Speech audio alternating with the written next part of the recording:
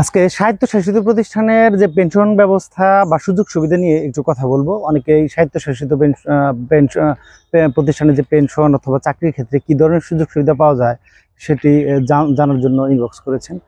তো স্বায়ত্তশাসিত প্রতিষ্ঠান আসলে রেভিনিউর সাথে ওইভাবে তুলনা করলে হবে না। কোনো কোনো স্বায়ত্তশাসিত প্রতিষ্ঠান এই রেভিনিউ খাত বা রাজস্ব খাতের যে চাকরির সুযোগ সুবিধা তার চেয়ে অনেক বেশি সুযোগ সুবিধা রয়েছে।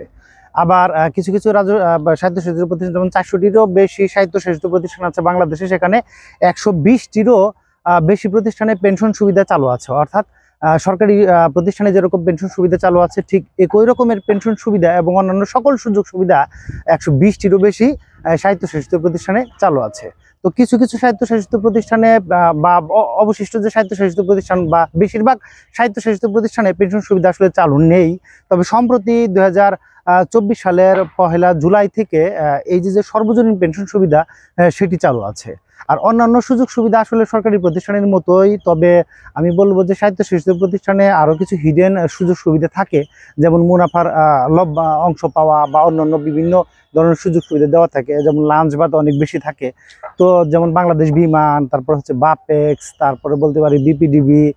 তো তারপরে এই যে প্রতিষ্ঠানগুলো আছে এই সমস্ত প্রতিষ্ঠানে আসলে বেশি, অর্থাৎ সরকারি প্রতিষ্ঠানের থেকেও আসলে সুযোগ সুবিধা অনেক বেশি। তাছাড়া স্বায়ত্তশাসিত কিছু কিছু কোম্পানি আছে, সেই সমস্ত কোম্পানিতে বেতন কিন্তু দ্বিগুণ। অর্থাৎ রাজস্ব খাতের সাথে যদি আমরা কিছুটা তুলনা করি তাহলে দেখা যায় যে শুধু তাদের যে মাসিক সরকারি পেনশনটা সেটি নেই, অন্যদিকে গ্র্যাচুইটিও সরকারি ইয়েতে অনেক বেশি পেয়ে থাকে। দেখা যাচ্ছে যে স্বায়ত্তশাসিত প্রতিষ্ঠানে যদি কেউ চাকরি করে তো 30 বছর চাকরি করলে সে 60 মাসের বেসিক পায়।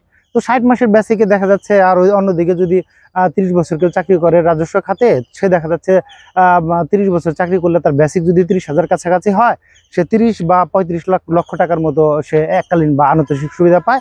অন্যদিকে আমরা যদি স্বায়ত্তশাসিত প্রতিষ্ঠানের দিকে দেখি, সে দেখা যাচ্ছে 60 মাসের সমপরিমাণ বেসিক, তার মানে দেখা যাচ্ছে অর্ধেক টাকার মতো পাবে, 12-14 লাখ টাকার মতো পাবে। অর্থাৎ মোট কথা হচ্ছে স্বায়ত্তশাসিত প্রতিষ্ঠান এবং রাজস্ব খাতের সাথে তুলনা করলে এই গ্র্যাচুইটিটা বা এককালীন যেটিকে বলি আনুতোষিক, তো সেটি প্রায় অর্ধেক। অর্থাৎ রাজস্বতে যা পাওয়া যায় তা অর্ধেক পাওয়া যায় হচ্ছে এই স্বায়ত্তশাসিত প্রতিষ্ঠানে। অন্যদিকে সিপিএফ চালু আছে। সিপিএফ এর ক্ষেত্রে একটা সুযোগ বা একটু সুবিধা আছে, সেটি হচ্ছে 2000 টাকা আপনি জমা রাখলে আপনার যে প্রতিষ্ঠান সে আরো 2000 টাকা জমা রাখবে। সেটি আবার অন্য কোথাও বিনিয়োগ করা হয়, সেখানে 8.5% বা 9% এরকম, বা সরকার যদি 13% অ্যানাউন্স করে দেয় তাহলে 13% মুনাফায় সেটি বাড়তে থাকে, সেটিও পাওয়া যায়। অর্থাৎ জিপিএফ বা সিপিএফ, জিপিএফ থাকে হচ্ছে সরকারি প্রতিষ্ঠানে আর সিপিএফ থাকে হচ্ছে আপনার এই স্বায়ত্তশাসিত প্রতিষ্ঠানে। তো এই একটা ব্যাপার। আর লাম গ্রান্টের সুবিধা বা ছুটি বৃত্তির টাকা যেটি আছে সেটি কিন্তু স্বায়ত্তশাসিত প্রতিষ্ঠানেও আছে, রাজস্ব খাতেও আছে। অন্যদিকে ছুটি ছাটা যা আছে এগুলো কিন্তু সরকারি প্রতিষ্ঠানের মতোই, সরকারি সমস্ত নিয়মকানুন মানতে হয় রাজস্ব খাতের মতোই এই স্বায়ত্তশাসিত প্রতিষ্ঠানে। এছাড়া আরও অতিরিক্ত কিছু যে নিয়মকানুন সেগুলোও মানতে হয়। সুযোগ সুবিধা যেমন আছে, অতিরিক্ত নিয়মকানুনও মানতে হয়। প্রত্যেকটি স্বায়ত্তশাসিত প্রতিষ্ঠানের তাদের যে প্রবিধানমালা বলে, নিয়োগ বিধি, অর্থাৎ এই যে প্রবিধানমালা আছে এই প্রবিধানে সে সমস্ত সুযোগ সুবিধার কথা উল্লেখ থাকে। তো এই হচ্ছে ওভারঅল পেনশন সংক্রান্ত সুযোগ সুবিধা। আবার বেতন ভাতাদের ক্ষেত্রে যদি বলি, কিছু কিছু কোম্পানি আছে স্বায়ত্তশাসিত প্রতিষ্ঠানের, কিছু কোম্পানি আছে সেগুলিতে, যেমন পাওয়ার ডেভেলপমেন্ট কোম্পানিগুলো, সেগুলিতে কিন্তু বেতন দ্বিগুণ। অর্থাৎ যেমন ধরেন আমরা মেট্রো রেলের কথা যদি বলি, সেখানেও কিন্তু বেতন দ্বিগুণ। অর্থাৎ বেতন দ্বিগুণ পাওয়া যায়, অন্য ক্ষেত্রে গ্র্যাচুইটি কম পাওয়া যায়। আর পেনশন ব্যবস্থা এখন সরকারি পেনশন না থাকলেও এখানে কিন্তু সর্বজনীন পেনশন ব্যবস্থা চালু আছে। অর্থাৎ আপনি যদি 5000 টাকা জমা রাখেন আর কিন্তু আপনার ওই কোম্পানি আরো 5000 টাকা জমা রাখবে, এটি পেনশন ধীরে ধীরে দেখা যাচ্ছে জমা হতে থাকবে।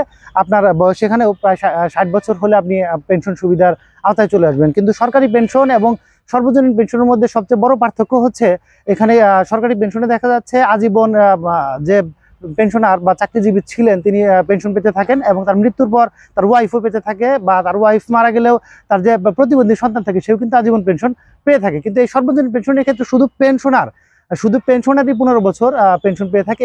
এই হচ্ছে ওভারঅল যে বড় পার্থক্য সেটি। তারপরেও যদি আপনার কোনো প্রশ্ন থাকে তাহলে ভিডিও কমেন্ট সেকশনে করতে পারেন। ধন্যবাদ।